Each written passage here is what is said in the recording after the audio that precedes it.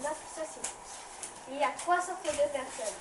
Ceux qui font les ecclésiastiques, ceux qui combattent les seigneurs et les chevaliers, et ceux qui travaillent comme des paysans par exemple. Flo, qui est cette personne assise à côté de moi? C'est le seigneur Néodagan, c'est le père de votre chère épouse, la belle, la magnifique, la tendre gueuleur. Le règne est sur la carne. Tout comme moi, ces personnages font partie de votre légende d'Arthur. Imaginez, ils l'antipodes. Ils ont l'air de connaître plein de choses. Et puis, cela arrive de compromettre votre oreille. Alors, Ouais. Bonjour, vous venez pourquoi? Bonjour, ce serait pour vous demander si je peux vous emprunter un ou deux terres pour préparer le pas pour la période des banquets. Quoi? Oui, je sais, je comprends votre réaction. En échange, je les hébergerai chez moi, je les nourrirai et je leur donnerai la nappe et le savoir. Donner un bain à sel? Enfin, sire, ce ne sont quand même pas des bêtes.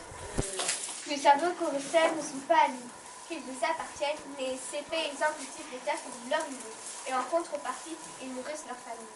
Ah, ok. Ce ne serait pas donner une bonne image de vous que de les considérer comme des mercenaires. Ah, ok. Ok. Mais on s'en fiche. De toute façon, ils n'ont pas le droit de partir sans l'accord de leur seigneur. Donc, si je comprends bien, les paysans sont mes serfs et ils font tout un peu de chef social. C'est ça. Et juste au-dessus, les artisans et les commerçants. C'est pas faux. D'accord. Je prête mes serments. Je mets en période de chasse. Bah, comment fait-on alors si manquer ne tombe pas en période de chasse? Ah, sire, je comprends ce que vous voulez dire.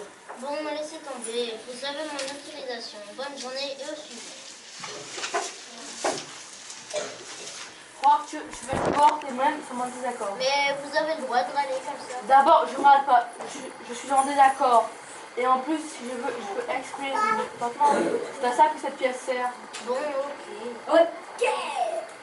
Je voudrais vous dire que j'ai remarqué que notre avenir en Côte de Maille ne peut pas être musique. Et en métier.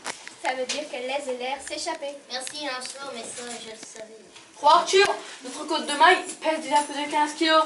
Alors, vous imaginez, si on aurait acheté encore du poids, nos motos ne vont plus avancer si vite. Ce sera davantage dans des combats. Sur ce point-là, je suis assez d'accord avec Léodagan. Je ne vois pas de problème, moi.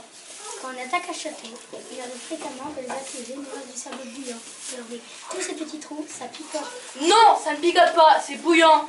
Mais en plus, ça ne devrait pas vous poser de problème, vu que vous ne participez jamais au combat. C'est pas vrai d'abord. Si, c'est vrai. Ok, on arrête.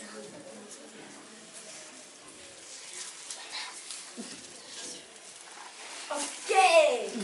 Bon, il commence à me chauffer le petit du fond là-bas. Chevalier Bohort, je vais voir ce que je peux faire. Mais n'ayez crainte, la balle va changer. Et je suis même sûre que vous allez adorer les légumes. Par contre, vous me feriez le plaisir de participer au combat dorénavant. Mais sire, Ce n'est pas un choix, au suivant. Arthur, je viens représenter l'église. Qu'est-ce que tu veux de Saint-Nicolas? C'est un archevêque et vous connaissez l'importance de la religion catholique. Nous devons faire preuve de respect à l'égard de ces personnes. Bon, ça va, je vous écoute. Nous voudrions construire un immense bâtiment. Il y aurait un nombre incalculable de fenêtres qu'on appellerait des vitraux et qui serait composé de petits bouts de vitres colorés. Nous ajouterions des consolidations vers l'extérieur de l'édifice pour permettre d'avoir un très grand bâtiment. Nous appellerons ça les arcs-boutants. Le chantier durerait en moyenne un siècle. Ce sera un lieu de recueillement pour nos chrétiens. Nous appellerons ça une cathédrale.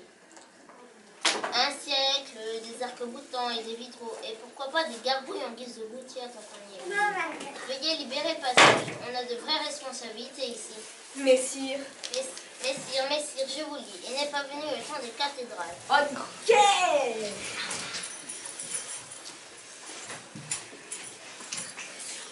Je suis le comte de Montmirail. Ok. C'est quoi ce truc encore? Et moi je suis le dictionnaire et nous sommes vos vassaux. Vos vassaux.